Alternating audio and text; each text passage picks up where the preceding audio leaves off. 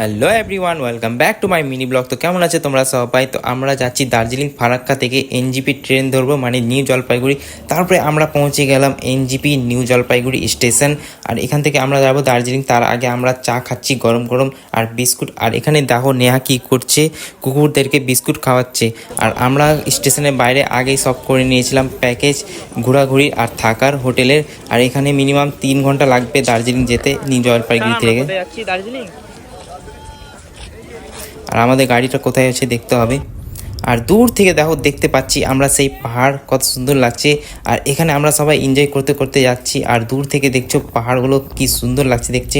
আর minimum অর্ধেক পৌঁছে গেছি আমরা, আর অর্ধেকটা বাকি আছে। আর আমরা দূর থেকে দেখতে পাচ্ছি সেই ছোট্ট ছোট্ট ঘরগুলো, কি সুন্দর লাগছে দেখতে দৃশ্যগুলো, খুব এনজয় করছি আমরা।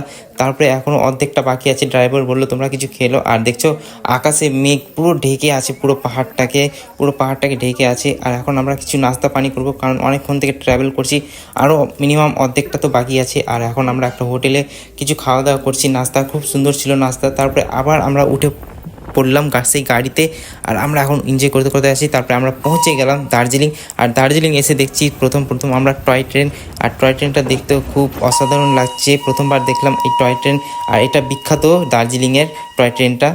তারপরে আমরা হোটেল ভাড়া করলাম। আর হোটেল ভাড়া করে আমরা বাইরে থেকে দেখতে পাচ্ছি কত সুন্দর একটা দৃশ্য দার্জিলিংয়ে। আর বাইরে একটা টয় ট্রেন আসছে, দেখছো টয় ট্রেনটা। আর এখন আমরা দেখি কোনো জায়গায় ঘুরতে যাব। তারপর আমরা ঘুরতে পেরিয়ে গেলাম মল রোড। আর এখানে খুব অনেক জিনিস পাওয়া যাচ্ছে, ঠান্ডার পোশাক পাওয়া যাচ্ছে। তো ঠিক আছে বন্ধুরা, দেখা হচ্ছে পরের ভিডিওতে। আর ভিডিওটা কেমন লাগলে তোমরা কমেন্টে জানাবে।